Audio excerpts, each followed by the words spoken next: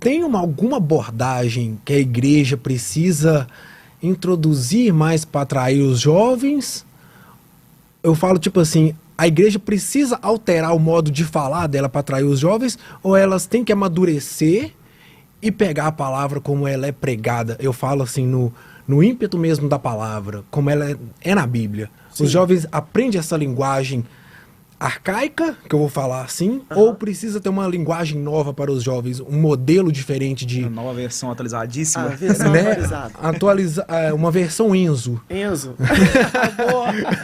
Para todos. Misericórdia. Eu fui ruim agora. Bota aí, Lucas. Aí você me quebra eu. Para todos.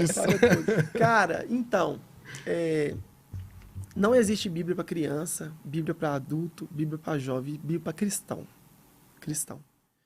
Porém, dentro das nossas especificações, das nossas demandas, por exemplo, hoje eu sou pastor de uma igreja de famílias, mas também sou pastor de jovens.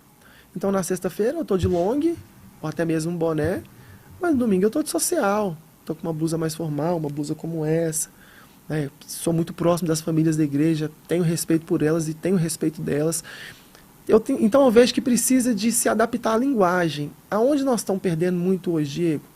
A linguagem não está sendo adaptada. Uhum. Não é alterar, é adaptar. Isso se chama didática. Didática. É você saber que não adianta você pegar uma criança de 4 anos ali e querer que ela fique 50 minutos na igreja ouvindo a palavra, que ela não vai ficar. Ela precisa ouvir a palavra dentro da didática dela. É com os fantochezinho, é com aquele flanelógrafo, com noezinho, é desse jeito. Então, para os jovens não é diferente. É onde eu vejo que muitas igrejas estão perdendo os jovens e, cara, isso dói meu coração. Porque eu não quero, velho, que a minha igreja encha de jovens, ou que a do Fernandinho somente, ou que a sua. Eu quero que as igrejas olhem para o jovem como uma força, uma mola propulsora. O jovem, cara, é a força em qualquer lugar do mundo. Se você for fazer um evangelismo na sua igreja, não é os velhos de 60, 70 anos, cara. São os jovens e os adolescentes. Se você vai marcar um piquenique com a igreja, a galera que vai jogar uma peteca, jogar um futebol, não são a galera que já está encostada pelo INSS, é a galera nova. Então a força está na mão do jovem. E se você não trata isso com apreço, se você não trata isso dentro de uma linguagem que eles vão entender, mas que não fuja da palavra, você acaba ficando arcaico, ultrapassado. Por exemplo, o Lucas brincou comigo, pastor não veio de terno, não, brincou comigo. Cara, se eu viesse de terno aqui hoje, para poder falar sobre juventude, irmão, talvez se a pessoa visse um post meu lá, de ternão, para poder falar sobre jovem, é complicado, irmão. Você tem que saber aonde você entra, como você entra, porque eu gosto muito de estudar sobre comunicação, né? Comunicação não verbal, verbal. Na verdade, 57% da nossa comunicação, ela está no que nós transmitimos sem falar. Então, se eu chego, aonde eu chego, como eu chego, a forma como eu me visto, fala muito de mim, sobre aquele lugar. Se você tem um culto de sexta-feira, como na minha igreja aí, que é reservado para jovem, cara, e aqui eu falo, né, aos pregadores que vão lá na nossa igreja, fica aí uma dica, não vá de terno na minha igreja na sexta-feira. É complicado. Por quê? Porque existe algo no nosso intelecto, na nossa conexão nessa hora, que ela fecha. Ela fecha, cara. Se o jovem está acostumado a me ver ali de blusa, de boné, chega um cara todo blindadão de terno ali na sexta-feira, na hora o cara já tranca. Isso ali você vê, cara, na hora o cara já tranca. Então, o que é que as igrejas estão falhando hoje e falhando muito? Porque elas não estão dando a devida atenção para os jovens que necessitam. Lideranças que saibam comunicar o evangelho na linguagem dos jovens. Gente, eu já fui igreja que tinha líder de jovens com mais de 50 anos, cara. Cara, difícil. Ele vai falar, você não pode ter uma tatuagem, você não pode ter isso, você não pode fazer nada. Polêmico, velho, porque aí tem até uma pergunta aqui que ele apagou, mas eu li. Viu, Matheus? Você apagou aí, mas eu li. Mas, inclusive, eu trouxe um dado, e a gente vai entrar dentro disso que você tocou no assunto agora, que é pertinente. Ó, o Instituto Ipsos, ele divulgou que 38% dos jovens brasileiros têm tatuagem, e 22 tem piercing. Então você é um cara que eu tenho duas tatuagens e você tem 200. Eu tenho duas tatuagens. Né? E assim, É importante essa desmistificação, Sim. porque a base do comentário dele aqui, eu não vou lembrar, eu sei que ele falou sobre tatuagem pince, mas a base do comentário dele é que isso talvez dê alguma legalidade no mundo espiritual. Né? Você vai responder isso para mim, biblicamente falando sobre tatuagem pince. E a outra pergunta, uma pergunta é isso, a outra pergunta é falando sobre essa questão do jovem. Iluminação, hoje as igrejas estão de parede preta, par LED, e movie, e aquele negócio todo, e fumaça, e tem igreja que tem rave gospel, e por aí vai.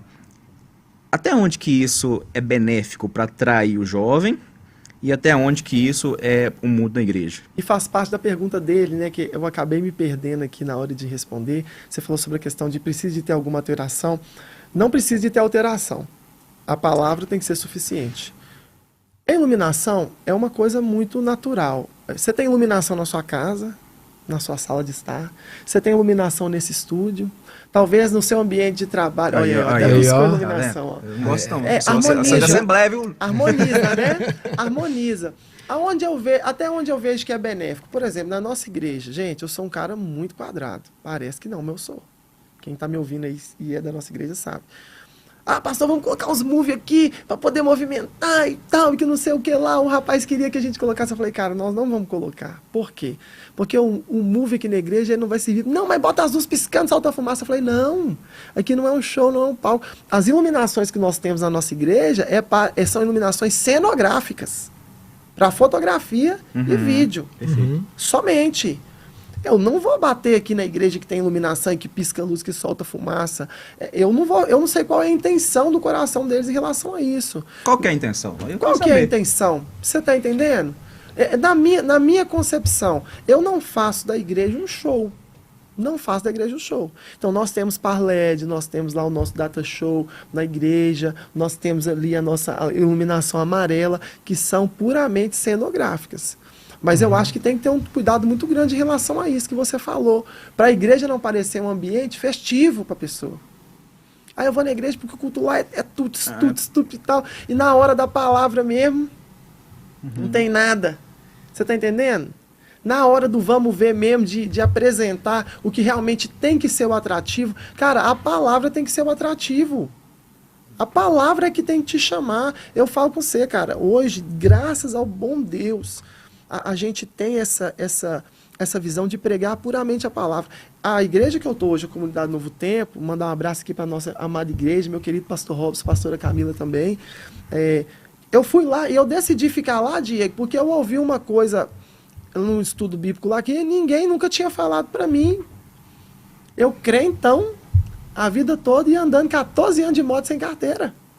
Toma. E aí eu cheguei lá, a pastora estava pregando Provérbios 6:16 em diante, 6 coisas Deus detesta e a 7ª ele abomina e tal. E no dia ela estava falando sobre língua mentirosa. E você que fala que ama a lei, mas aborrece, transgride, você é um transgressor. É por causa de você que o meu nome é vituperado entre os gentios. Eu falei, toma. Cara, velho. Eu falei, eu vou embora dessa igreja. Deus falou assim, não, você vai ficar aqui. Precisa ser tratado. É aqui. Eu saí dali, Fernandinho, naquele dia, falei, Senhor, a partir de hoje, eu não ando nessa moto mais, enquanto eu não tirar a minha carteira. Eu fiquei com vergonha de mim. Então, o evangelho que te melhora é aquele que te atropela. É aquele que te arrebenta. Então, até onde vale o que tem depois das luzes? Eu queria perguntar isso, o que tem depois das luzes? Talvez o problema não é a luz, talvez o problema é a palavra, que não tem. Então, assim, na minha juventude, na minha igreja, eu adotei essa medida, até mesmo em ambientes extra-igreja, da gente não ter esse tipo de conduta. Se for um culto, é culto. Se for festa, é festa. Agora, unir culto e festa, aí já fica complicado. Então, eu acho que a igreja, para atrair os jovens, ela precisa de ter a palavra, puramente a palavra, a comunicação, que alcança os jovens, os adolescentes, e contar com a ajuda, é óbvio, daquele que faz tudo, que é o Espírito Santo que convence do pecado, da justiça e do juízo. Até porque vai ter alguns... tem igreja que é maioria, tem igreja que é metade, tem igreja que é menos, mas que irmãos que, por exemplo, que não são jovens, né? Sim. Como que esses irmãos que não são jovens vão lidar com essa luz piscando? Porque eu com o olho fechado e a luz piscando me incomoda. Entendeu? Uma fumaça, um negócio, etc, enfim... E falando desses irmãos, a sua igreja é uma igreja mais jovem, né, eu acredito, mas que também tem irmãos que são mais velhos, né? E aí, dentro dessa pergunta que você vai responder sobre tatuagem e piercing, né, como que esses irmãos lidam? Você é o vice-presidente da igreja, né? Vice-presidente da igreja, como que esses irmãos lidam, como que eles te veem, né, se eles... Às vezes tem algum preconceito de tatuagem, aí você entra dentro dessa questão da tatuagem do piercing. Já recebi muito pedido de perdão, né, Fernandinho? Pastor, eu preciso te pedir perdão. Ô, irmão, por quê? Eu já sei, você né? era o demônio. Eu já sei, né? Eu já sei o porquê. Nossa, pastor, porque a gente tinha um pouco de resistência, né? Porque o senhor é um pastor diferente, né? E assim, né, de tatuagem, de alargador. Então isso, né, mexeu um pouco comigo. Eu tive um pouco de resistência quando eu cheguei aqui na igreja. Mas hoje, pastor, eu vejo Deus operando através da sua vida, né? Da transparência da palavra. E toda honra e glória ao Senhor Jesus. Mas eu entendo isso. Eu entendo que em qualquer lugar do mundo onde a gente for chegar, a gente vai ter um pré-julgamento. Se você chegar em um restaurante e você vê lá as vasilhas tudo sujas, você já vai pensar, nossa, será que a comida aqui é boa? Você já pensa, cara. Você tá entendendo? Em qualquer lugar que você chega, você tem esse pré-julgamento, isso é normal. Então, na nossa igreja, eu tive muitos pedidos de perdão, muitas pessoas que nos chamaram, que falavam, olha, quando você chegou, eu não aceitava a sua liderança, o seu pastoreio. Não.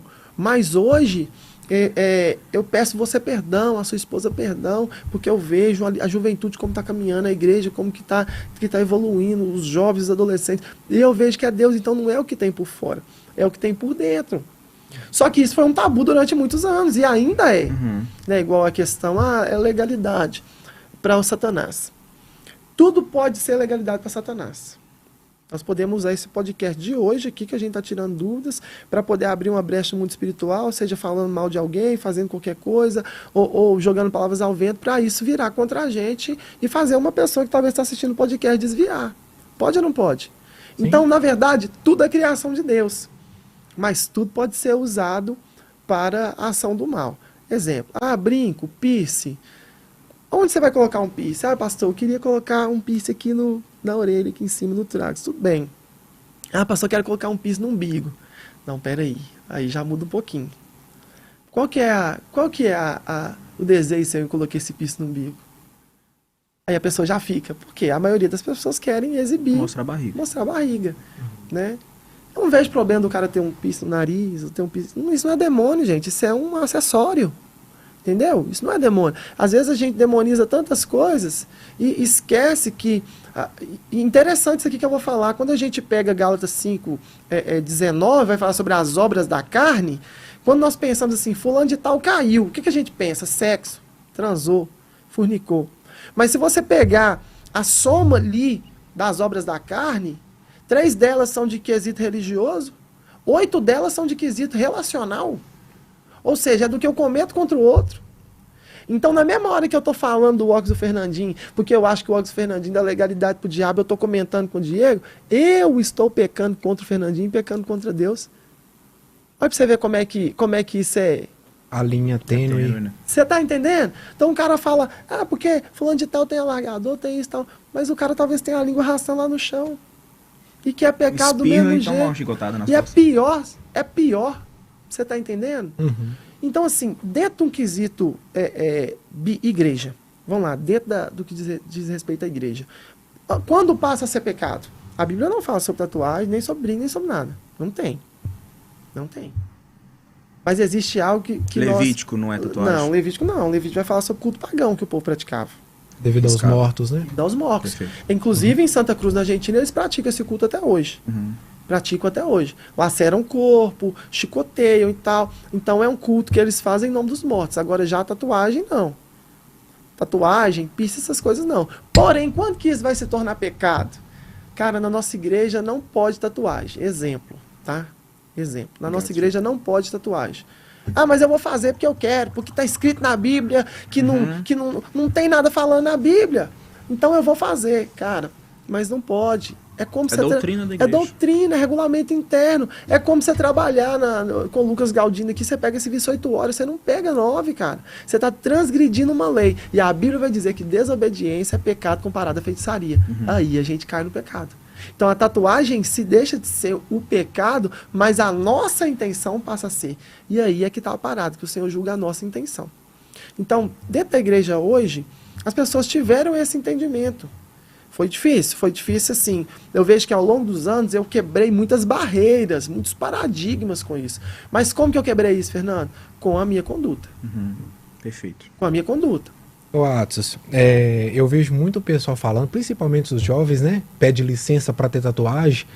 Ah, mas Jesus Cristo tinha uma tatuagem. Nossa, Deus do céu. Em sua coxa está escrito. Cara, o Juninho. Rei dos reis. Mandou aí? O Juninho comentou aqui, Mandou velho. isso? Cara, o Juninho mandou um negócio aqui nostálgico demais, velho. O Juninho mandou assim: Júnior Reis, eu comprei a máquina de tatuar pra ele, a culpa é minha. Abraço, você lembra disso? Foi mesmo. Juninho, um abraço, Caramba, mano, primo, um eu abraço, lembro primo. disso, cara. Eu lembro tenho disso. aqui na perna, hein, Fernando? Tem na perna. Eu tenho um F, o Atos tem um SP. F, em homenagem a mim na perna dele, que nós fizemos com a Nós maquininha temos na história. casa dele. Nós temos Nossa. história. Loucura, né, cara? Aí a minha mãe falou comigo assim, ó, eu aceito você se tatuar, mas você tatuar os meninos, você não vai. Eu falei, tudo bem, mãe. Eu fui, dei a máquina pros outros, vendi a máquina Toma. e tal, enfim. E vida que segue. Cara, deixa eu só